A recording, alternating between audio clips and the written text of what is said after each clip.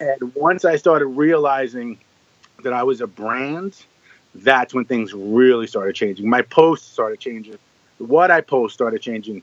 Where I go started changing. Who I hang out with, who I respond to. It's just changing the circle. When you start changing your circle, when you start putting people who are more quote unquote successful and intelligent around you, I'm telling you, man, that's when organically things just really, really start moving. One, two, yeah. Come on. 1, 2, 1, 2, 1, 2. 1, 2, 1, 2, 1, 2. Yes, sir, you are tuned in. This is for the SB1200, ASR 10s and NPC heroes. This is for the crate digging, loop getting, sound manipulators, the Fruity Loop reasoning machine innovators that pump the bass and frequently freak the kick in a stand till it slaps in your speakers. The sound providers that make sure the song is tight. Shout out to the producers, Beats Grinding Life. Shout out to the producers, Beats Grinding Life. Welcome to the Beats Grinding Life podcast with your host Siren, a weekly interview podcast with inspiring music producers, where every week you will learn from a different music producer how to potentially take your music career to the next level. Today's episode of Beats Grinding Life is brought to you by Audible. Get a free audio download and 30-day free trial at beatsbooks.com. Over 180,000 titles to choose from on your iPhone, Android, Kindle, or MP3 player. Some recommended readings by past Beats Grinding Life guests like 48 Laws of Power, 7 Habits of Highly Effective People, The Secret, Tools of Titans, and The Song Machine are all available with Audible. Once again, go to beatsbooks.com to get your free book.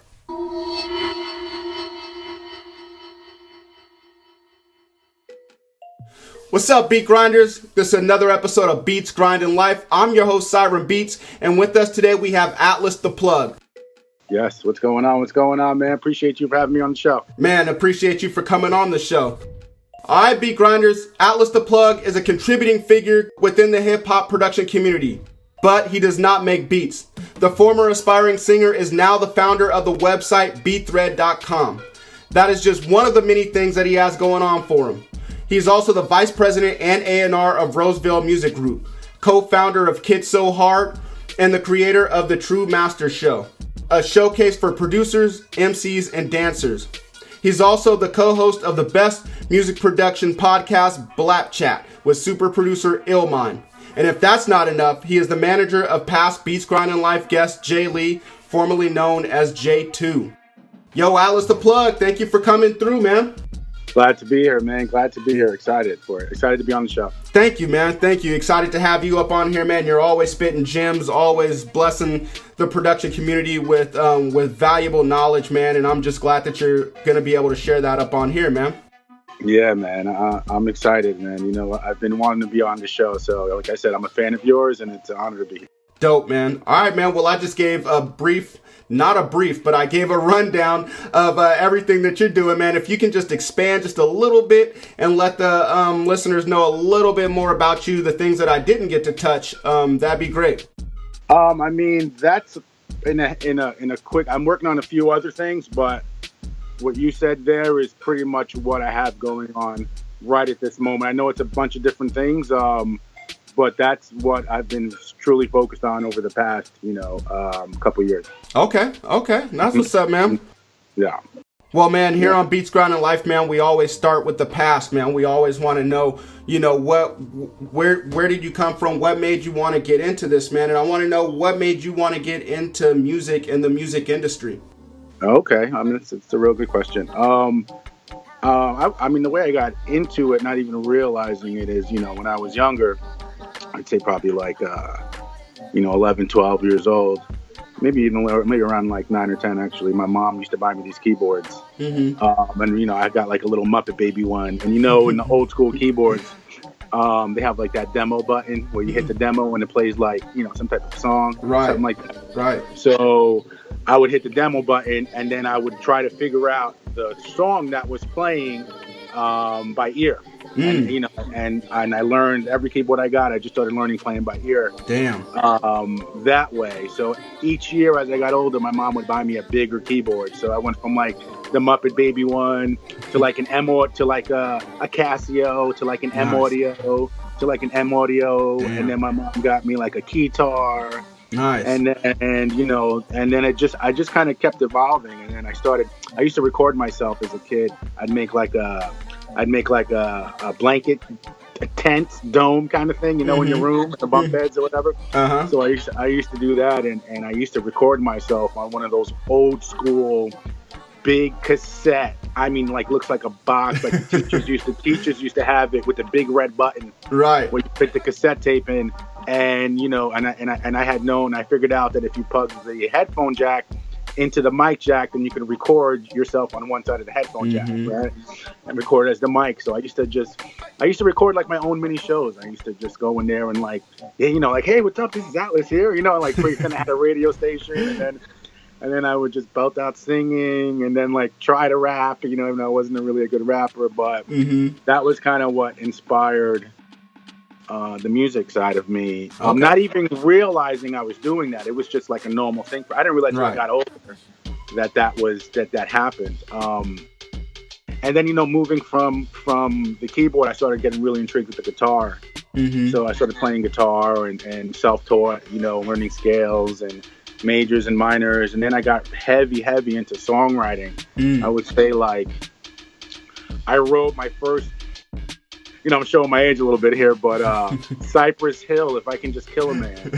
Nice. I wrote, I just, on the cassette tape, this was back when there were Walkmans, and you had to flip it around to rewind it, unless you got a rewind, you know? I would just go in and just go back and listen to every single word, and I wrote every single lyric down. Dope. And till this day, I can spit every single word from that song. But you know, what that did is that showed me that these songs are just poems. Right. You know, like the format is pretty much poems, and I started seeing, okay, 16 bars. Okay, this is what a bar is, and 16, and then I got really heavy into songwriting. Nice. That was a really big passion of mine.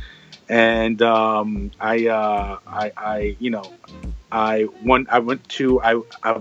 into singing. Me and my buddy, we used to sing, you know, under the high school football bleachers. You know, we'd sing to some girls, and you know, and make them cry. We thought we were the shit, right? So that kind of got me into the singing thing. And I was, at that age, I was in 8th grade, 7th and 8th grade, and then one day I was after graduating high school, I was looking through the Village Voice, since I live in Brooklyn. I was looking through the Village. My mom used to get the Village Voice because she worked in the city, and I knew in the back of the Village Voice they had an audition section in the back of the Village Voice. So I'd be like, Mom, every Thursday, please, can you bring that Village Voice home, please? And she'd bring it home when I'd look through the auditions and kind of see what was going on. And one day I looked through, and RCA Records was holding an open call audition. Ooh, nice. For male singers. Right? So I was like, oh, you know what? I said, fuck it, let me go. So, you know, I was broke. I hopped the train, you know. Hopped the train, I go over there. And the line's like around the corner. There's probably like 1,000 people on this line. And I remember my number, I was like 338 or something like that. And anyway, I go in, and at this time, I forgot to mention, while I'm on the line, I have my book bag with my song of books, you know, because I had like 2 or 3 books full with songs that I wrote, and I'm on the line, and this guy comes up to me, and he's like, "Yo, I really like your look." He's like, you know, I'm putting together this group, you know, I really like your look. He's like, do you write? And I'm like, yeah, I write a little bit. He doesn't even realize I have a whole book bag of songs. Right. And I was like, yeah, I write a little bit. He's like, let me hear something. So I do a quick little acapella something for him. And, you know, he's like, yo, let me get your number. Boom, boom, boom. So apparently this guy was auditioning too. Okay. So make a long story short, I go in, I sing an original song, and then like a week or two later, I got a call back. And then next time I go in, you know, instead of 1,000, it's like 500. Nice. And then I get a call back again, and then I go down, you know, to 100. Then I call back again, and it's 50. And then I get a call back again, and it's down to like the last 10 guys. Nice. And you know, coming from Brooklyn, you know, no one in my family did music. I never had vocal lessons. So, you know, I was very green to the music industry. Right. Even though I didn't get called back from the final 10, it did show me like, yo, dude, like you got something. You know what I'm saying? Like you definitely got something. If you can make it down to the last like 10 out of 1,000 guys, like there's something there. You know, I didn't know exactly what it was, but I knew there was something there. So I didn't get picked. I'm home. I'm watching MTV. This is when TRL was like super popping, right? So Tatiana Ali, I believe that's her name, was the host of one of the shows. And she's on the mic, and I'm watching it, and I used to watch it religiously. And she's like, "Yeah, so we don't have just anyone here. Young man, come up here and step up." So the person that steps up is the guy that was on the line that made me sing for him. Okay, and he didn't make it as far as I did, but you know he's on TRL. Right. So she's like, "Yo, what are you doing?" Something. Yeah, so she's like, "Oh, so tell people what you got." You know, he was an actor, so he was like, "Oh, you know, I'm acting on blah blah blah show. I'm starting this group." Boom, boom, boom. So I had his number, and I didn't want to call him right away because I didn't want to make it seem like I was like sweating it. You know what I'm saying? So I waited a couple days, and then I called him, and he's like, "Nah, you know, I'm just doing my solo thing." I was like, "Okay, cool, no doubt, all good." You know what I mean? So months go by, you know, and I get a random phone call one day, and he's like, "Yo, congratulations." I'm like, "Congratulations?" I'm like, "What the hell are you talking about?" He's like, "Congratulations. Like, I want you to be, you know, I want you to start this group with me." And I was like, oh, "Okay." I was like, "Let's do it." "Let's do it." So that was like my first real, like, trying to be in the music business, like trying to figure it out, was singing in the R&B group. And funny enough, so, you know, the concept of the group was there was a white guy, a black guy, an Asian guy, and a Puerto Rican guy. And I'm Puerto Rican, right? So he was black, and he looked like Tyson Bedford. Right? Okay. So or like Tyrese, actually. So he was a black guy. He had me, Puerto Rican, and then I made flyers. I posted them up. I went to Staples. I put ads in Village Voices. I went on the train. I passed out flyers looking for an Asian guy because we wanted an Asian. I rented out a space, you know, in the Village Voice, looking for an Asian singer, you know, 18 to 25 who can harmonize or whatever. So, you know, we had like 20, 30 guys show up, and then boom, we found the Asian guy. And then I did the same process again for the Caucasian guy. Right. And we found a Caucasian guy. He wasn't even 21. He was 19, I think, or 20. And fun fact, that Caucasian guy is a singer named Father Dude. And I don't know if you're familiar with Father I am, Dude. yeah. You work with Ilman. Correct. And so Wow. he's one of the best friends, and he auditioned for my group, and and we ended up being roommates. The group, like making the band, we all lived together, and we used to rehearse 5 days a week. Wow. Yeah. And fun fact, there was I think it was RCA, where RCA was looking to sign us. You know, it ended up falling through for whatever reason. I can't even remember why. But that's literally how it all started. That's crazy, man. Wow. Yeah. Wow. Yeah. Well, I know. That's cool, man. I'm gonna take it back. I mean, there's a few things that caught me, man. I mean, I'm gonna take it back to just, you know, recording. You know, when you were setting up that tent and you were recording. You know, not only were you recording songs, but you were also recording your own show. You know, and it's just funny how things. You know, I mean, like. When you said that, it reminded me of Blap Chat. You know, what you're doing, you have a show on there, and you're doing that. You know, you're recording music, set you up for your music career, you know what I mean? So it's just funny when you look back on things, you know, in hindsight, you know, how you were setting yourself up, you know, and then also, you know, you writing that Cypress Hill song, you know, it just kind of set you up to learn. You were learning by mimicking, you know. Right, exactly what I was doing. That's dope right there, man. That's the best way to learn, you know.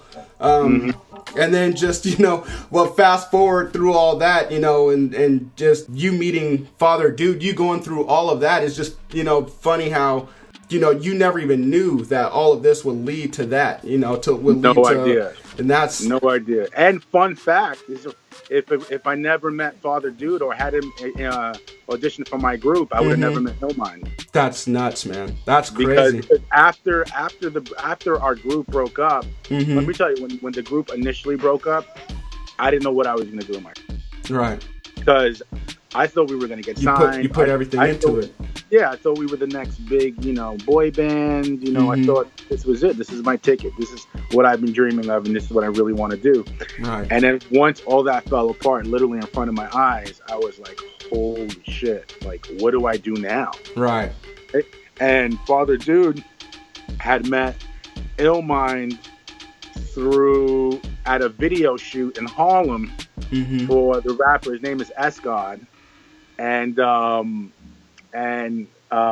they met at a video shoot with the rapper. And so Father Dude ended up starting a group with Illmind called Smokey Robotic. Yep, I remember that group. Okay, yeah, remember Smokey Robotic? Yeah. So that's how I met Illmind, and Sear, who's the rapper, was his name at the time. Now his name is Zachary Murdoch, but his name is Zach. And Conrad Old Money was the producer. There were two producers, one amazing rapper named Sear, and one amazing singer who's Father Dude. And these guys, were incredible. Right. I mean, individually, they're all so fucking talented that I, wherever they went, I'd go. If they went somewhere, I'd pretend I was their bouncer or their manager, or if we went to a show and and there was no light guy, I was doing the lights for them because I knew every record. I knew when the chorus hit. I knew when the intros dropped. I knew everything. Right. So I would just coordinate the lights, and I just learned doing lights just by fucking around and hitting buttons, right? And so I kind of built my value with these guys till it got to the point where I was like managing. Dope. Nice. And I was getting like a percentage of like whatever came in. If we got a licensing deal, they cut me a percentage. So nice. That was like my first real, kind of like managing kind of thing. Even though I wasn't really doing a good job managing compared to what I know now. Right. Again, it's just anyone that knows me, including Father Dude, who's always amazed, and he tells me every time I see him, he's like, the way I have evolved. I've always evolved. I've always like, if I might not have been the best singer, but I tried my hardest, and when that didn't work out, maybe I went into songwriting. I might not have been the best songwriter, but I did the best I could, and then if that didn't work, I moved into managing. I was just kind of figuring it out as I was going. And in reality, not giving up and just keep going was the best thing I could have done. Right, man. Just keep growing. That's how it seems like it is for you. You're growing as a person. And so with that comes many different endeavors or many different pathways. So that's what's up, man. I think you just answered the next question. Which was how did you make the shift from being an artist to being a person of behind the scenes, from being in front of the scenes to behind the scenes. And it looks like that happened all with Smokey Robotics. Right. So it also started where I had a couple of buddies. So I became, me and Father Dude till this day are still amazingly close friends. But when we first started really getting close, he had a couple of buddies that wanted to open up a studio in Times Square. So they found the spot in what's called the Music Building, which is like a legendary music building on 38th and 8th in Manhattan. Like Madonna used to live in the studio there. Wow. Big Pun, Wu-Tang, a lot of people recorded on the building. And it's basically a building, maybe like 12 stories with like hundreds of rehearsal spaces and some recording studios. Nice. So anyway, I would go in there, and, with my bear, just help them build the studio. I didn't ask for anything. I would just go in and, hold up sheetrock and hold beams and, whatever they needed. I would go in and help. Then once the studio finally opened, because I'm like a sales guy. I come from a sales background, right? So when the studio opened, I basically found all their clients. To a lot of them, they're still using to this day. They repeat clients. Dope. So I was like finding the artists, finding producers. Like I was like their sales guy, kind of managing / A&Ring the studio. At the same time, helping Smokey Robotic and helping Father Dude with his career, and that's kind of how the behind the scenes thing kind of just organically started happening. Okay. So that was kind of how I made the transition from artist into, okay, well, what other value can I do? Okay, I'm a sales guy. Okay, so what does the studio need? The studio needs clients so they can make money to pay for the rent. You know what I mean? Right. Okay, so how are we going to find these artists? So I would go to events. I'd go to, talk to anybody and everybody, social media, you name it. And I was just spreading the word. And then now the studio is very successful. That's dope, man. That's dope. I gotta ask you, man, how much did it hurt to make that shift from being an artist? Because I mean, I know it's something that you loved, you know. Yeah. To being behind the scenes, did it hurt at all? I mean, I'm just asking for myself because, you know, like I told you, you know, I'm an aspiring music producer, you know, but with me, the shift is happening where now I'm spending more time doing beats, grinding live, you know, instead of being on the beat machine. And it does hurt me, but, you know, I do know that I feel like I have a responsibility, and I'm sure you kind of feel the same way. And it was a labor of love for you as well, doing, you know, helping your buddies out. Yeah, you know, I would definitely say initially when I knew the group thing was like done, I was terribly heartbroken. Right. And I wasn't really sure how to move forward. As time went by and I started getting more busy, you know, and just making myself busy and, you know, and just being a busybody and always trying to go to events and not never really be home and always following up with contacts and you know, in an organic, not needy energy kind of way. Nice. That kind of went away, and now I get more excited, you know, doing content, some type of like, you know, like Beat Thread or doing True Masters or Black Chat, like that, fulfilling my artist side, you know. But it's interesting to share that the people that know me, like Father Dude and my really close friends, they all say, why aren't you writing songs? Your pen is crazy, bro. Like, right. Why aren't you writing? And like, I'll be honest, I don't know. That's a good question. The side of me is almost like forgot about that side. You know? Right. I look up to guys like Irv Gotti. I look up to guys like Puff. I look up to guys like Dame Dash, you know, guys who see a vision early. Right. You know, see talent early or see an opportunity for branding, whether it's a liquor or a show or whatever it is. And those guys have always inspired me, and I've always wanted to be like them. You know what I'm saying? Dope. In that type of way. So, you know, I'm still relatively young, so, you know, there's a lot of time for me to get there. But I feel like slowly it's starting. You know, the ball's rolling. People in the music producer community. Not saying everybody knows who I am. There's a lot of people don't know who I am. But, you know, people in New York or people in LA in the music producer community, most of them know who I am. And that's just an honor for me when I go out to a producer event. And they're like, yo, Atlas the Plug, Black Chat. You know, I feel like I know you. I listen to every episode. And I'm sure you get that too. You know, and it's like, there's nothing better. Great feeling, man. That's what's up, man. Well, I mean, it's almost like this interview is going so smooth, man. You just answered the next question. I was going to ask you who are some people that are inspiring you now as a manager, as a businessman. And you know, it sounded like you just said, you know, Puffy, Irv Gotti, Dame Dash. You know, so those are great people to look up to. They've had many successes, and so, you know, that's cool that you're striving to get on that level. That's what's up. Yeah. I mean, you know, and you know, like I would say, even right now, I mean, yeah, Puff's doing it. You know, they're all still doing it. But even right now, anyone who's just like doing their thing and like they feel like they don't owe anybody anything, and they feel like, you know, they're just moving how they want to move and they're not waiting for anyone. Because that's what took me personally a long time, you know, to kind of realize is that, you know, at the end of the day, you really, you know, you have to worry about yourself. You know what I'm saying? And like, you can bust your ass for someone and you could be the runner and you can do this and you can do that and you can do all that and all that's great. But I was doing all that stuff and not really, you know, thinking about my moves as like my brand. You know what I'm saying? And once I started realizing that I was a brand, that's when things really started changing. My posts started changing. What I post started changing. You know, where I go started changing. Who I hang out with, who I respond to. You know, just changing your circle. When you start changing your circle, when you start putting people who are more quote unquote successful and intelligent around you, I'm telling you, man, that's when organically things just really, really start moving. Dope, man. Dope. That's what's up, man. That's a gem right there, man.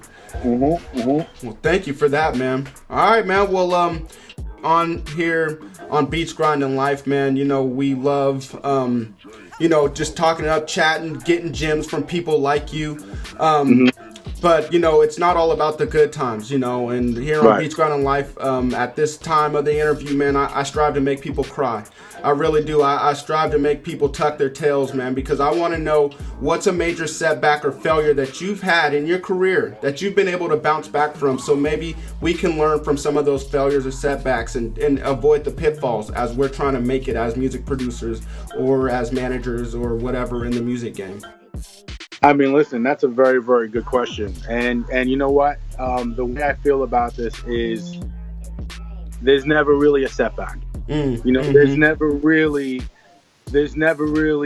super sad. It might feel that way to you, but it's going to open up more doors than you realize down the road. Right. You know, if I didn't, you know, one of the hardest things for me, again, was when the group broke up. I was traumatized. I cried, bro. I didn't know what to do with myself. You talked about crying, bro. I cried to sleep. Right, I could believe it. I did not know what to do with my life, okay? Right. But if that didn't happen, I wouldn't have met Illmind. Right. I wouldn't have met Father Duke. So I don't see it as anything as a loss. I see everything as a lesson. Nice. You see what I'm saying? And, like, it might feel like a loss at the moment, but, you know, it's like they say, when one chapter opens, when one closes, another one opens. And again, you know, through experience, I'm really, really starting to realize that, like, I don't sweat anything. I don't try to stress over anything. If one thing doesn't work, okay, cool. Well, all right, well, let's move over here and let's try this. And that's always what I've done, you know, throughout my career. You know what I'm saying? Is I've always I might dwell on it maybe for a second, but as I got older, I dwell less, and I just say, okay, well, what else can I do? Because there's only so many roads to lead you to where you want to go. Okay. Right. So like, if that road got closed down and that road got closed down, well, great. There's two less roads. That's what's up, man. I mean, that's the reason why I asked that question, you know, is because many times people do look at setbacks as just that, as failures, or, you know, a reason to tuck their tail, maybe to turn around and give up, you know. But like you said, you know, it's either a blessing or a lesson. You know, you just have to have a different perspective and look at it that way, you know, and just say, okay, this happened, time to pivot and time to, you know, try to move on a different direction, you know. Exactly. You know, and that's what kind of took me to where I am now. Again, going from an artist to helping build a studio to, you know, to managing, you know, to starting events, to starting a website, to, you know, curating, you know, podcasts. It's just like you said, it's just, you know, some people call me the pivot king. They're like, yo, your pivot game is crazy because you're always just pivoting around. Nice. And I'll be honest, I really just don't know any other way, bro. Nice, man. Nice. I just don't the other way. Well, you know, I mean, they do say, you know, your story, your life story is, you know, is like a story is like a book, you know, it's a biography. And, you know, no biography would be interesting if it was just, you know, all successes or a straight line to success. You know, you got to have some drama in there somewhere. So. And it's funny, the irony, you say how your life is a book and my name is Atlas, which is a book. Right? That's true, huh? And that's your government name, right? Yes, correct. Yeah, that's correct. Yeah, so I posted on Instagram today. I said something like, just for the record, yes, Atlas is my real name. Yes, my parents really named me that. Nice. The world on my shoulders is doing just fine. No, I can't shrug for you. And yes, I've heard of the Atlas missile, the mountains, the wrestler, and the first vertebrae that holds up the head. Thank you so much. That's what's up, man. Yeah. All right, man. Well, you know, we're gonna pivot, you know, and move on to the other side, man. I want to know what's the greatest moment that you've had in your career thus far? Oh man, that's good. That's a really good one. I have a couple of them. Nice. Okay. One I'm gonna say is when I did my first True Masters show. When I first did the first True Masters. Nice. Joke. And, you know, for anyone who's not familiar, on social media, it's True Masters Show, one word, on Instagram and Twitter. And what it is, it's you know, because when I came up, I also was like a dancer. Like, we'd make a circle and would dance, right? Okay. And you know, as I got older, I've done producer events, I've done hip hop events. So I wanted to combine them all, right? So what it is it's 8 producers, music producers, it's 8 MCs, and it's 8 dancers. Nice. And the format of the show is, which as far as I know has never been done. The format of the show is, I put them right before the show starts. I put them into random groups of 3, consisting of 1 of each. Right, 1 producer, 1 MC, 1 dancer. So the producer comes out. The producer has a track 3 minutes long. The only thing that people know before they come out is that the track's 3 minutes long. Right. And the rapper and dancer have to perform for 1 minute. So the producer comes out. The producer hits play. For the first, it's a 3-minute track. For the first minute, the producer and the crowd's vibing. Oh, that track is hard. This is great. Oh, I love that. Right. When the track hits minute number 1, the B-boy or B-girl comes out, dances over the track. Nice. Okay. When the track hits number 2, then the MC and the artist will come out and spit over the track. That's dope. That's when dope. they're done, I have another group come up. I have them do the same thing, and then I bring both the groups on stage, and the crowd picks 1 MC, 1 dancer, and 1 producer to advance to the next round. Wow. After all rounds are done, the final 3 are the true masters. That's dope right there, man. That's dope. Yeah. I'm loving that, man. You know, I mean, I heard you talk about it on Blap Chat, so I am familiar with it. One thing I didn't know is that the groups aren't predetermined until they get there. You know, I thought maybe the producer and I thought maybe they meet, you know, they all know each other and they enter. But that's dope. That makes it even harder. That makes it tougher, you know. Exactly. And, you know, no disrespect to beat battles. I've been to beat battles, a ton of them. I love going to them. Right. But after 3 or 4 producers and they're all playing 5 to 7 beats, like my ears are just, it's a lot. Yeah. So this formula, it's always fresh. It's always new. The crowd is super engaged. The visual is super aesthetically pleasing. Right. You know, it's short, it's quick, it's right to the point, and it's like it's just a visual eye fuck. Like, and sonically, everyone's hand selected, so all the producers' beats are hard. The dancers are awesome. The rappers are awesome, and you know, people have been comparing it to Nick Cannon's Wildin' Out meets 8 Mile from Eminem. Literally the comparison. Like, I had multiple people tell me that, which was crazy. That's dope, man. Well, Beat Grinders, I really do hope that piqued your interest. I mean, Wildin' Out meets 8 Mile. That should definitely do it. Is there well, we can go see it on social media, right? I mean, we can get clips. Is there a way that we can watch it on YouTube or anything? Yeah, if it's not in our city. Yes. So what I'm doing right now on the first show, which I'm very upset about, but the first show, the recap, you can find it on my Instagram, Atlas the Plug, or you can go to True Master Show on Instagram, and there's a recap video on there. It's also on YouTube. Nice. But the full version of the show, which originally I was going to have on YouTube, there was a technical difficulty with the camera, so I couldn't get the footage. I was very upset about. But the second one that we just did is going to be front to back, full show. You can watch it on YouTube. I should have it up in about 2 weeks.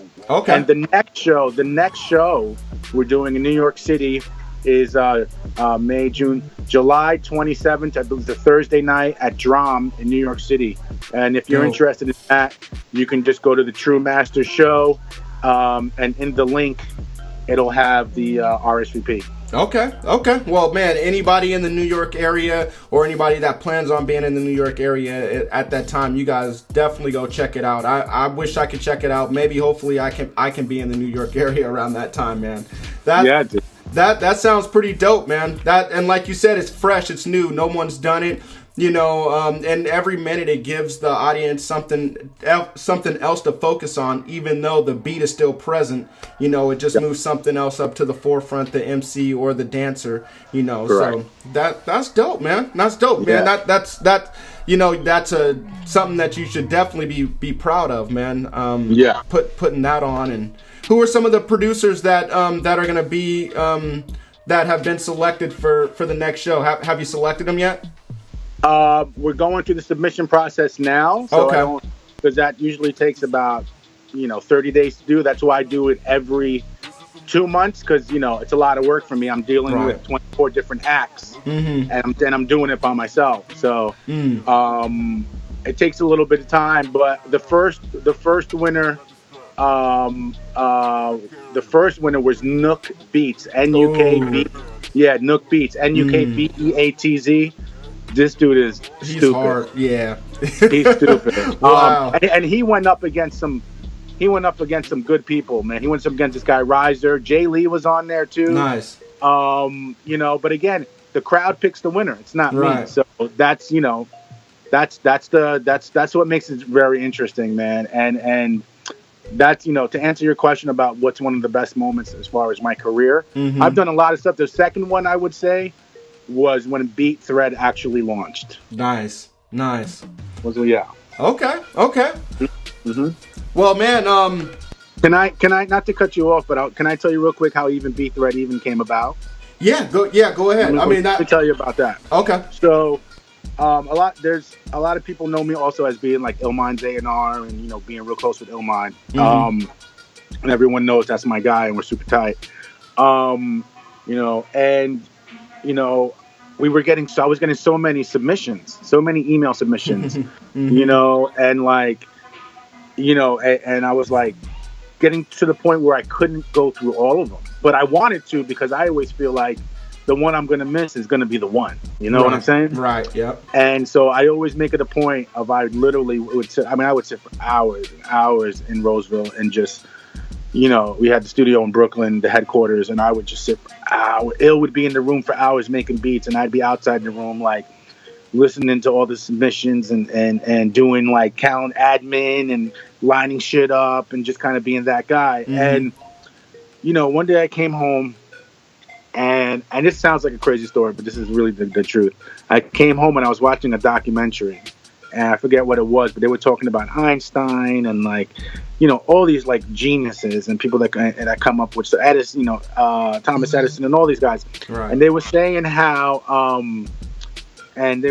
some of them kind of like go into a meditative state when they want to come up with formulas or try to get breakthroughs. And, like, at first I kind of giggled about it, right? But I was like, you know what? I was like, let me just try this for a second.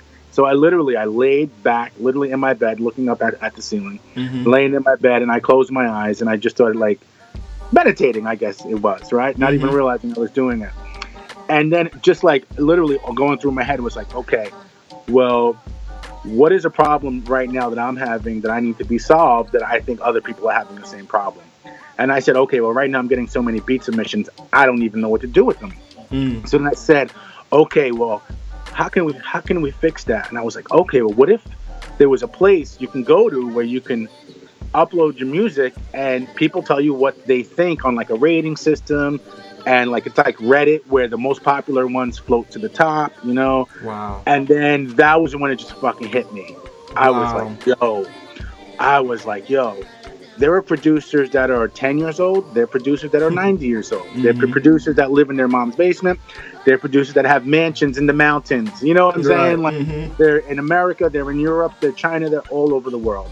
I was like, what if there was a place they can go to where that is absolutely free, no cost. They can upload their track, and people can critique it and give it, like, a rating, a thumbs up, a thumbs down, or they can rate the mix, they can rate the melodies, the bass, the drum programming, and you could upload your music and people could tell you what they think. And then that was when I was like, yo, that's fucking it.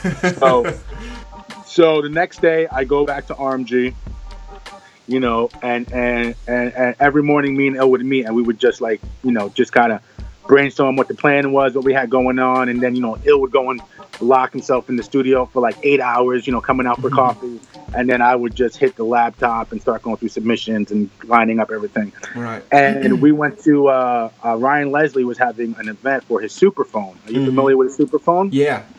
Okay. So Illmind used a Superphone, so they wanted Illmind to come and make an appearance and kind of speak a little bit. So I went with Il over to the Superphone event, and everybody's there, and Ryan's there, who's the homie, and this guy Nate and this guy Danny, who helped, who were the guys that did the Superphone with Ryan, right? So we're doing the Superphone thing, and then we're all just kind of chilling, just hanging out, small talking. And I'm like, yo, guys, look, I got this idea. I think it's pretty crazy. And Danny Quick, who we've had on Blap Chat, and Nathan, Danny Quick was there, and he was like, well, what is it? And I was like, bro, check this out. And I told him literally what I told you, like, what if there was a place we can go to? And he looked at me, and he was like, yo, can you do me a favor? Can you say that one more time? But can I bring Nathan back over here? I said, yeah, bring Nathan back. So he comes back with Nathan. And he's like, okay, say exactly what you just said. So I said, okay, yeah, same thing. I'm adding the website. It's free. Producers from this age, they get free critiques. It's like Reddit, boom, boom, boom. And they both loved it. They both loved it. So I said, so right there on the spot, I said, look, if you guys love it that much, then why don't we all do this together, right? I said, we'll have Illmind be like the face because he's the fucking super producer and everyone loves Illmind, right? Right. So I said, let's have Illmind be the face, right? And you guys can help develop it like they developed it with the Superphone. And that's literally, bro, how it started. Yeah. And then a year and a half later, that's how long it took to build it took a lot of money and really. And so even for the money, I said, yo, we were all going to invest separately. I said, no, let's do a GoFundMe page. Nice. So we did a GoFundMe page. We only asked for, I think it was like 10,000. We ended up getting like 115 or something like that. Wow. And literally, I didn't take none of us took a penny. All that literally got dumped into the website. That's dope. And a year and a half later, boom, BeatThread is born. That's dope, man. Well, I mean, that BeatThread definitely sounds like a great service for producers. First off, I'm gonna ask, how does it benefit the producer? What's the best benefit for producers? But I want to ask, how does it benefit you? You said that that you would spend time listening to beats. How does it benefit you? Do you listen to just the beats that are at the top that get rated the highest rating? Does it kind of not necessarily. I like to kind of move it around and kind of see what just got uploaded that day, what just got uploaded that week or that month. But I will say the ones that are floating to the top are there for a reason. Right. Yep. So if a 2,000, 3,000, 4,000 people listen to it and it's up on top, it's there for a reason. So I definitely gravitate more towards those. You know what I'm saying? However, I do like to do random, just kind of go through. Right, and also that's from my side of it. But from producer side, what's super cool is like, let's say you have 5 tracks, right? Or you're an artist and you have 5 tracks, and you wanna figure out which one is the single, right? Right. So then what you do is you upload 5 of the tracks to BeatThread, and in a day, in a week, in 2 days, a month, however long you want, you look at the stats on there, and the stats are going to tell you which one people are feeling the most. Right. That's true. Yep. So you can literally take that one and say, all right, that's the single. The people have spoken. That's dope, man. So is it just for beats or for songs as well? It's for everything. I mean, we geared it in the beginning to like a producer community because because that's what I do. That's where I move around. Right. But the site is open to everybody, artists, anybody. Artists can upload their stuff. I would highly recommend artists to, especially for that reason too. If they want to figure out, well, which record are people gravitating towards. Right. Okay. And yeah. Well, that's dope, man. Dope site, man. You're definitely doing some pretty awesome things. Like I said, contributing to the community, helping the community. That is what's up. And through BeatThread, producers are also able to submit to Blap Chat. For critique as well, right? So I gotta ask you, man, because we know that you're the Nazi judge on the show, man. So we gotta know what's the difference between a blap and a crap? What makes a beat a blap? The feeling I get. There's nothing that can describe it. I know within the first 10 seconds if I like the track. I think you know within the first 3 seconds. Yeah, I mean, that's true too. I was just trying to get the people not to do what I do because people think I'm crazy when I say that. And people are like, well, I at least got to wait for the drop. Okay, I'm like, well, if you have to wait for the drop, then you're not feeling the record. Right, that's true. That's so. If you have to wait for the drop until know if you like it, so what happens before the drop? Just nothing? You know what I'm saying? So for me, for Blap or Crap, what makes a blap is I just know when I feel it, I just feel a certain way. I feel happy. I just vibe to it. I'm not even thinking about anything but the music and how it makes me feel good. Right. That's really the best way I can, it's not about the programming, the mixing could be a little sometimes too, but it's just, I don't know, man, you hear it, it's like, that's why I think I just have like this ear for it, man. That's why fun. This is a funny, quick little side note. So, when we were doing the Human project on, so Roseville's first release was The Human with Joel Ortiz. And I A&R'd that project. Nice. And literally after every session, or like after they did a verse or a chorus, Joel would be in the A room with Ill, and I'll be, in my office, at RMG at my desk. And Joel, he goes, ears, we need ears. He used to call me ears. He'd be like, ears, come here, we need you. And I'd go in and I'd listen and I'd be like, okay. I'd like, yeah, that's cool, but can we add that harmony you did on the first part over here and maybe try to take, and they'd be like, oh my God, we didn't even hear that. That's crazy. Wow. Yeah. So I just always had this thing for melody and music and chords, and like, I can't really explain what it is. I just know, I just hear it. Oh, another fun side note is I went to, Electric Zoo. I don't know if you're familiar with that. It's like a huge... Sounds familiar. Yeah, it's a huge music festival. Okay. Right? And Father Dude was performing. This was, last year, I think? Yeah, it was like a year and a half ago. So Father Dude was performing at Electric Zoo. And he wanted me to go be like his road manager for the show. I was like, dude, no problem. Right. So I go with him, and they have like a booth where they do custom... earplugs. Okay, so how that works is you basically shoot like this foam in your ear. It hardens up after like 5 or 10 seconds. Okay, and then they pull it out, and that's the molding for your ear canal. Right. So so the whole crew Father Dude want to do it, I want to do it, everyone want to do it. So we went and we did it, and the people who were doing it, they do mine. They pull it out, and she goes, "Oh my God." I freaked out. I was like, what do you mean, oh my God? She's like, I gotta be honest with you. She goes, I've done thousands and thousands of these. She's like, you have by far the narrowest ear canal that I've ever seen. Wow. and I said to her, I was like, well, what does that mean? Right. I don't even know what that means. And she goes, that means you hear music differently than everybody else. You're kidding. Wow. And that's when it hit me, like, damn, that's what it is. That makes sense. You have a gift, man, that you were born with. Yes, literally. Wow. Literally. That's awesome, man. That's crazy. Well, you are the ears for sure, man. You were given that name for a reason.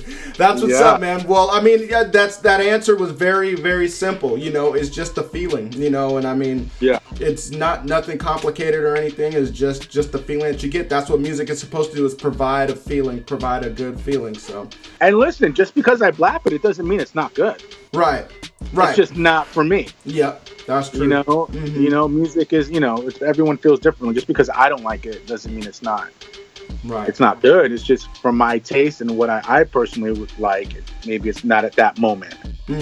That's right. But maybe like a year from now, a couple months from now, I might feel you different. might fuck with it. Like I can think of examples, even like, to give you a quick example, when Snoop did that Sexual Seduction, I was like, oh no, Snoop, what are you doing, bro? I said, this is not it. I was like, I said, no, this is not it. 3 weeks later, I'm in the club, sexual. You know what I mean? So, right. It can change. It can change. Nice, man. Okay. All right, man. Well, we know that you're one of the creators of Kit So Hard, and it is a valuable website. Well, where producers can buy kits, sound kits, construction kits of producers of all levels. And also where producers can submit to sell their kits as well. I want to know, man, what are some rules that producers that are trying to make kits, what are some rules that they should keep in the back of their mind as they're making kits?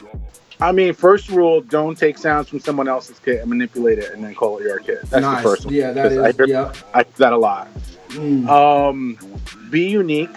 I will say that sample kits do way better than drum kits.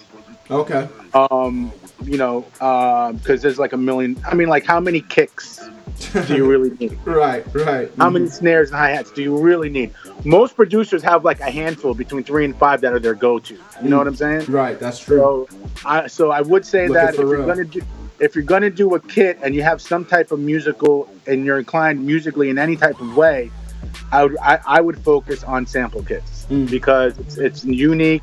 You'll get publishing on it as well, right? Nice. They have to get master clearance through you, which means you're going to get co-production right on it. That's dope. If you're just doing drum kits, you're not going to get any of that because it's a kick drum. You know what I'm saying? Right. Yeah. But if you develop a unique sample, I mean, look at Frank Dukes. He's a perfect example. Yeah. That guy is fucking out of here. You know what I'm saying? Mm-hmm. I mean, but again, a guy started out just trying to focusing on samples.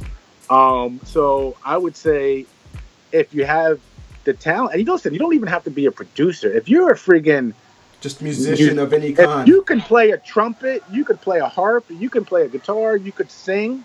I used to manage this rapper, and I had him do a vocal kit, right, with all his grunts, his King Zeus crunk kit, and but as a producer, I would say if you're gonna do drum kits, in my opinion, I would focus on samples. Nice. Okay. If you can, if that's not your thing, then why not go find some young piano player, pay him $50 to come in, or $100 to come in. They'll do it. They'll take the money. Right. It'd be a pay for hire kind of thing. It depends on how you want to work it, or maybe you put them in. It's up to you. I mean, one thing about the music business is there's no rules.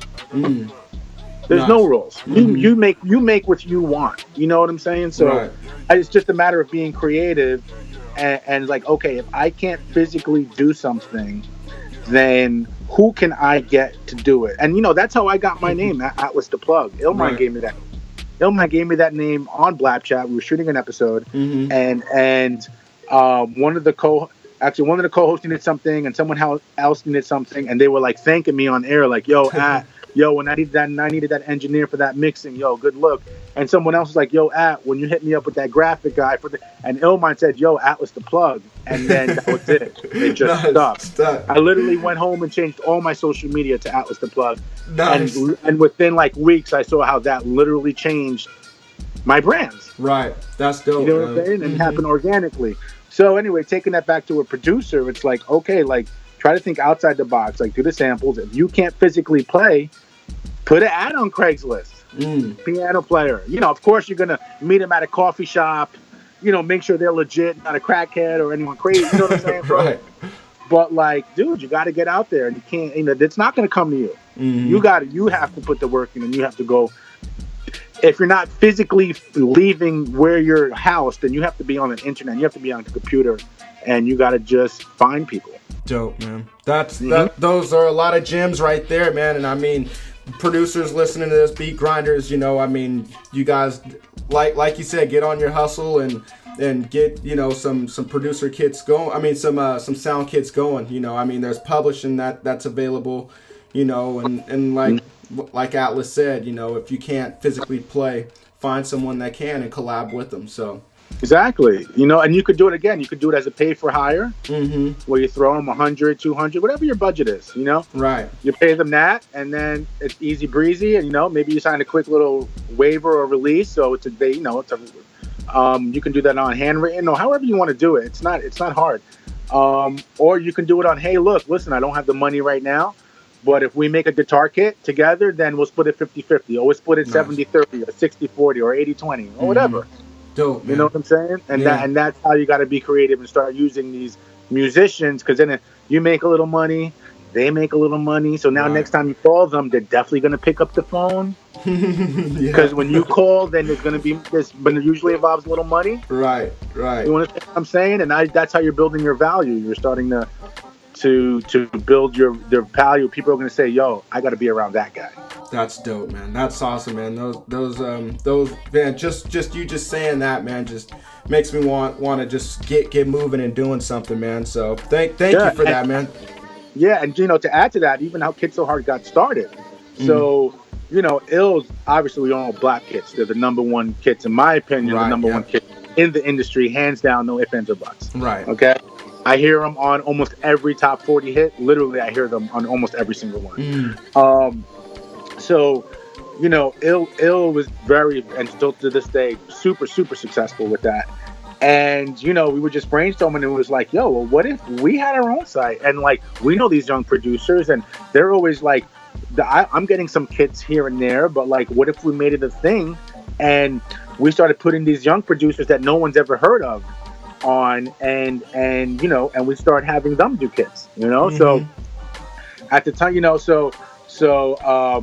I did that with multiple. I did that with Fouché, who's got the loop, Killing it. the loop kits, right? Lit loops. Yeah, lit loops, right? Then they got Nocturnal drums from Nocturne. Again, these are all guys that I had to, no disrespect to them, but if and they would tell you the same. I had to push these guys to put out, because they knew they were good, but they didn't know if they would work. And I'm like, bro, you're a fucking beast. Stop doubting yourself. Here's the formula. I emailed them the formula of what sounds I need, how I need them. While we're on it, I'm just gonna put it out there for these producers. If you want to make a kit, it's very simple. If you want to make a drum kit, have at least 100 sounds. Nice. Okay. If you want to do a sample loop pack, have at least 20 with the stems. Okay, and you're gonna sell them at a $25 to $30 price point. Nice. Okay, you see what I'm saying? That's not hard. No, it's not. If you're doing a grunts kit or an effects kit, give me like 50. You understand what I'm saying? Or 100. Right. You know what I'm saying? So put them in a wave, write a description, make an artwork for it, make a demo track so people can hear a track that sounds like using the kit. Right. Okay. Put it on your fucking track train. Put it on your website. Put it on your Facebook. Make some money. Nice. Make some money. It's all there. There's so much to go around. There's so much to go around. Man, I hope you guys are soaking this in, Beat Grinders. I mean, he's making it sound easy, and of course it's not all that easy, but I mean, as long as you have confidence in your music and in yourself, it possibly can be, that easy. So. And listen, I'm gonna throw it out there. I'm gonna throw it out there. If there's any producers that have any questions, not sure, whatever, DM me, Atlas the Plug, on all platforms, one word. DM me, and listen, I'll always try to give back. So if I could help, if I have the time, then I'll answer it. That's awesome, man. Thank you for making yourself available, man. That's what's up, man. No problem. Okay, man. Well, I know that you are the manager of 17-year-old Jay Lee, formerly known as J2, past Beats Grinding Life guest. If you guys have not heard his episode on here, definitely go check it out on episode 33.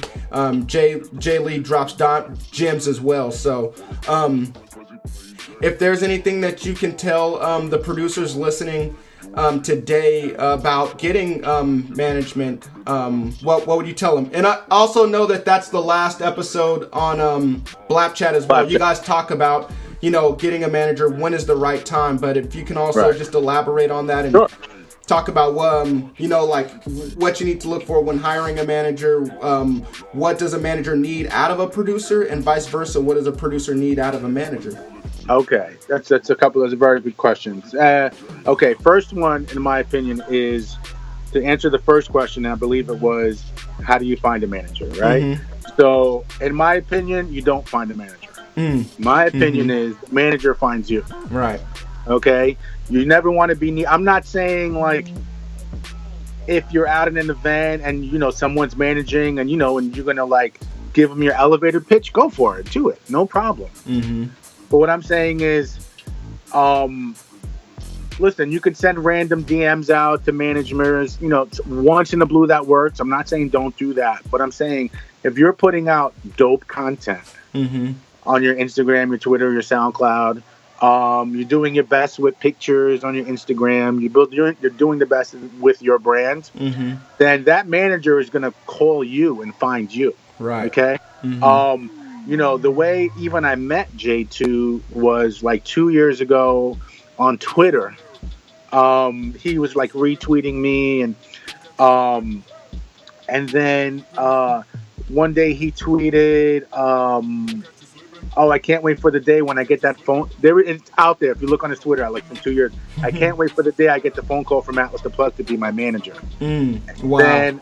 And then I wrote back to him on Twitter and I said, you know, this is not in DMs. This is like public, you know, timeline. And I said, in due time, Daniel's son, like something like that. Right? So I was like, yo, send me beats. And, you know, he was sending me beats and I was blown away. I bet. I was like, yo, send me some more. He would send me some more, and I was blown away. But I knew he was young, and I knew he was outside of the stage, so that's a challenge in itself. Right. As well. And then one day, you know, I just made the phone call, and I called him, like out of the blue, literally out of the blue. And I was like, yo, bro, like, you know, what's your situation? You know, what's going on? And then I said, yo, I want a manager. That was literally how it happened. Dope. And he was like, yo, he's like, I can't even believe this is happening right now. He's like, let's do it. So to answer your question, as far as finding the manager, I would say the most important thing is having a product that's going to want someone to even want to manage you. Right. And so you have to make sure your craft is on point, and that sonically you're doing something that's making you stand out from everybody else, but make it you. You know what I'm saying? Like, I can hear J2 tracks, and it's getting to the point now. It's like, I know when I hear a J2 track. You know what I'm saying? Because the kid doesn't use any samples. At least now he doesn't. He makes all the shit from scratch, and it's just, I don't know. It's hard. It's quirky. It's a little bit weird. You know, but like it just makes sense to me. You know, and I would say, as far as if you're a manager. And what you would want from a producer, and this is what I love about Jay Lee, is that he's super self-sufficient. Okay, the guy can do his own artwork. The guy mixes and masters his own records. Nice. He works from home if he needs to, though I try to get him in as many studios as possible for sessions. If there's events going on, I send him the RSVP. I send him the address, the time to be there. You know, and he goes and he networks and he meets people and he's getting contacts. So like he's working his end while I'm working my end, and we're working it together. Right. And I can't announce it right now, but I just did something involving Jay Lee. I can't wait to like officially announce it. We can't wait either. Yeah, but I just teamed up with somebody and this guy, everybody knows this. This is the guy. You might want to stop talking, man. It sounds like you're about to spill the beans. Yeah, I'm not. I'm definitely not. Trust me, because I don't want to fuck it up. But, you know, basically how that happened was I was talking to him about some other stuff. And, you know, we're both busy and you know, I know he's not taking on projects. He's like a passion guy like me. I said, yo, there's this kid. I just want you to check him out. I sent him 5 tracks. He texted me about 15 minutes later. He's like, yo, I'm only 2 in, whatever you need from me. Whoa. You know what I'm saying? Right. I didn't announce it yet, but just be on the lookout for that. But either way, if you're a producer, if you're a manager, what you need from a producer is someone who's self-sufficient and who wants it just as much, if not more, than you do. Right. And we had another question in there. I think that was vice versa. What does the producer need from the manager? Okay, that's a good one. A producer from a manager needs someone who absolutely loves his music. I mean, like, it's like the sweetest, like the best thing since sliced bread, which is really bad for you, by the way. But you know what I'm saying? Right. But like, and someone who's gonna really fight for you, man. Someone who's gonna like fight for you, like, and someone who's not afraid to tell you probably what you really don't want to hear sometimes. Right. There's sometimes, you know, I have ideas and Jay has ideas, and we talk practically every single day. But you know, just be straight up and honest. Transparency is the most important. It's the most important thing. But you want, as a producer, you want someone. You know, they don't necessarily need to have all the contacts in the world or be like the most experienced. But if they really believe in you and they're promoting you every day, then that's good. So it's when you said they don't have to have all the contacts in the world, I mean, it's okay to have Uncle Larry be your manager, maybe. I mean, you know, because some people are getting approached by family members or whatever to manage them. I mean, I would stay away from Uncle Larry. Right. I'd stay away from Uncle Larry. But if Uncle Larry super believes in you and he has a few connections, but he's out there, trying to get his name out there. Then let's keep Uncle Larry on board until, Uncle Larry teams up with somebody else who has more leverage. Right. You know what I'm saying? And maybe Uncle Larry gets to the point. You know what I'm saying? So I'm not saying don't do Uncle Larry. Right. But, also with family is tricky too when it comes to the music business. Yeah. That's a whole nother conversation. With business, period. Yeah, exactly. But, if he's fighting for you and it's worked before, right. Look at Beyonce. Yep. Yeah. Her dad was her manager, and that worked great. That's true. Yeah. I'm not saying don't do it, but you got to remember he was a hustler, and he didn't know all that. He didn't know that many people, but he fought for them tooth and nail, and that's what you need in a manager. True. Dope, man. Dope. Okay. Well, what are some? I mean, you're around, one of the best producers living today. In Illmind, and you're around other dope producers all the time. So I want to know, what are some of the common attributes that they have that make them great producers that maybe some of the beat grinders listening can try to take on themselves? Well, first off, they're the nicest people you'll ever meet in your life.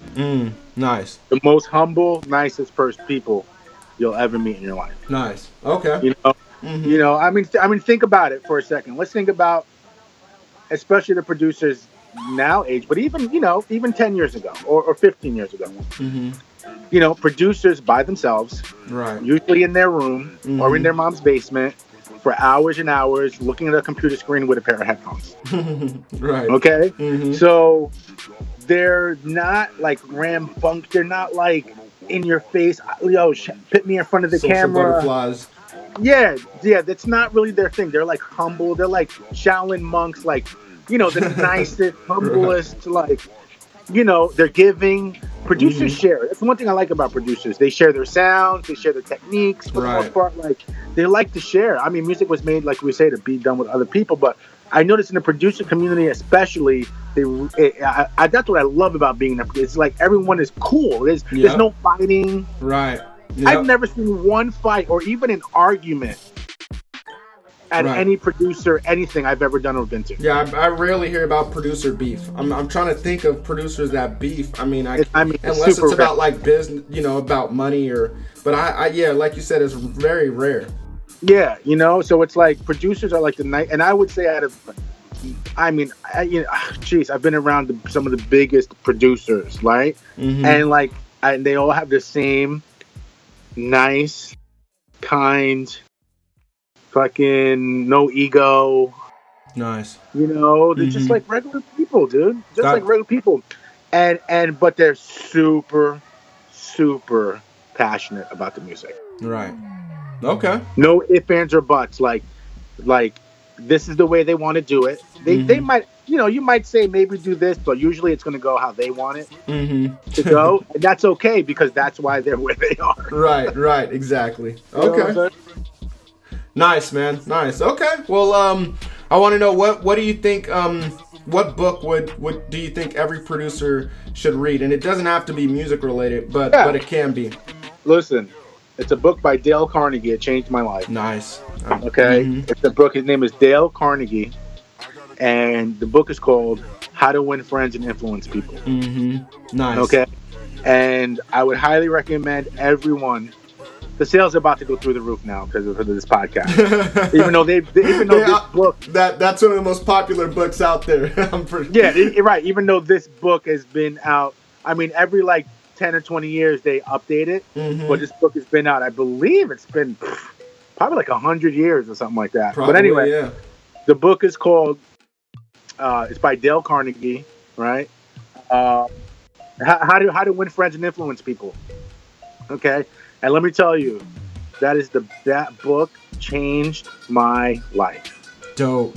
Because I was a guy, after reading that book, I said to myself, I'm really mean and I'm an asshole. Literally, I read that book and like it changed the way I interacted with every single person. Now, people who hear me on Blapchat during Blap or Crap probably still think I'm still that way. Right. But they got to understand. I mean, people are signing when it's Blapchat and it's Blap or Crap, then that's what you're going to get for that. That's what it is. But, outside of that, that book, let me tell you, man, that book changed my life. Changed the way I talk to people. It changed the way I physically hold myself around people. Nice. It changed the way I act when I walk in a room. Here's one quick tip I'll give you from the book, and this is the gem for anyone who's listening. You know, you go to these events, you go to these you go to these parties at someone's house or backyard or wherever it is, right? So a tip that I'd recommend, and I use this all the time, is what you do if you're walking into a room, any room, especially a room if you don't know anybody. So let's say you go to your buddy's house or your buddy's event or whatever it is. Right. Let's just say your buddy's house, right? He's having producers or a studio or people are there, whatever. So what you do is you go in, the door opens, whoever's there greeting you, hey, what's up? You give them the pound, you give them the whatever, the hug, whatever. Right. As soon as you step in the room, you put a warm smile on not a super grin, a warm smile on your face, and you do a wave, looking at everyone. So imagine going from left to right, you walk in, you go, hey guys, and you do a wave to everybody. Right. That right there, you're going to win. Right, yep. Because two things happen. One thing that happens is your wall comes down. You just went in and greeted. So now you've already greeted everyone, even though you don't know their name, you didn't even speak to them. But now they look at you and go, oh, that guy seems cool. We're definitely going to chat at some point today. Nice. Okay? And if you do that, especially because, some producers are socially awkward. Yep. They don't know how to network. They don't know how to interact. They don't know how to ask for a contact because they feel like it's weird. You know what I'm saying? So right. Walk into a room, as soon as you step through the door frame, you literally little warm smile on your face and just wave hi and kind of glance the room and wave hi. Go, hey guys, and then keep it moving. That's dope, man. Yeah. The reason why I say that is just because, like you said, you break that wall down, and also, it's something to me. When I thought about that, I was like, man, I'd be super fearful to do that. But once you do it, it just seems like, what else is there to fear? I don't know. It's just like you said, it's just breaking that wall down. I mean, there's nothing left there, and you leave yourself open. Exactly. You're literally that wall that you were afraid of. Because then, if you don't do that, now you have to walk into, hey, yeah, what's your name? Oh, yeah, I'm Atlas. Oh, yeah. Right. Then, oh, hey, how you doing? Now you've already done that. You walk in, you say, hey, they're like, hey, yeah, I saw you earlier come in. Yo, what's up? So what do you do? You know what I'm saying? Like it just flows, and it just flows. And like another thing, if you're meeting someone in the room, don't just talk. Just have convo. Like you don't have to get into what they do. Don't get into all that. That'll all come out later. Like don't ask for anything. Just like, hey, what's up, man? Yo, everything's good, man. I'm so glad to be here. Yeah, no. You know what I mean? Like just kind of flow with it. Like. And that that's something that I've learned kind of over time too. Is you're selling your brand, and the way you're going to sell your brand the best is if people like you. Right. That's true. That's it. If somebody likes you, Il says this all the time, and he got it from me. And it was like something went off his head, and I want the producers listening to your podcast right now to really take this. It's like if somebody likes you, it's almost impossible for them to say no to you. Now think about that. If one of your really close people came to you and they asked you something, wouldn't you really go head over heels to try to make it happen? Yeah. You would feel bad to say no. Right. Wow. Right. It doesn't even cross your brain because you like this is your family. Right. Yep. So that's one thing too, is just make people like you. If you're really argumentative, just hold it in. Just if someone's talking and they're saying wrong facts, just keep your mouth shut. Just let them live. Let them live. Because remember, people won't remember everything you said. They just remember how you make them feel. So just make everybody feel good, and you're gonna win. Dope, man. Dope. That's gems right there, man. Gems. Well, thank you, man. My pleasure. Thank you for this, man, for coming on and blessing Beats Grinding Life. And you said a bunch of things that I'm definitely gonna apply soon, as ASAP, man. And Beat Grinders, I hope you guys do the same. Atlas the Plug came on here and definitely plugged us, so thank you, man. Appreciate it, man. If you want to let the listeners know, I know you already shouted out your contacts, but just do it one more time, man. Let them know how they can contact you if you want to be contacted, and also what they should be looking out for. Yeah, absolutely, man. First off, thank you for having me, all the beat grinders, all the listeners, and then you for having me on the show. Like I said, I'm a big fan of what you're doing. Thank you. Yeah, so if you guys want to contact me, you can just Atlas the Plug on all social media. Shoot me a DM. I try to get to all of them as much as I can. If you want to shoot me an email, it's atlas@beatthread. That's BEATTHREAD. atlas@beatthread.com. What I have coming up, I would say, go to check out Beat Thread if you're an upcoming producer. Definitely check out Blap Chat every week that we do. We drop them on Fridays. But I would say the True Masters show, if you're in New York, definitely check it out. True Masters Show, one word, on Instagram and Twitter. July 27th in New York City. And, check out Jay Lee. Jaeelee. Once again, Jaeelee music.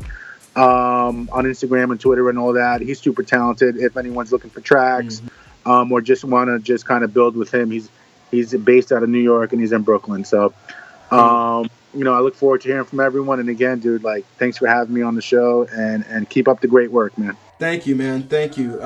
Beat Grinders, I want to thank you guys for tuning in to another episode of Beats Grinding Life. If you found the show of any value, which I'm pretty sure you did because Atlas came on here and blessed us, you guys please share it. Share it on all social media platforms, and tag him as well as tag me, and let us know what you guys thought about the show.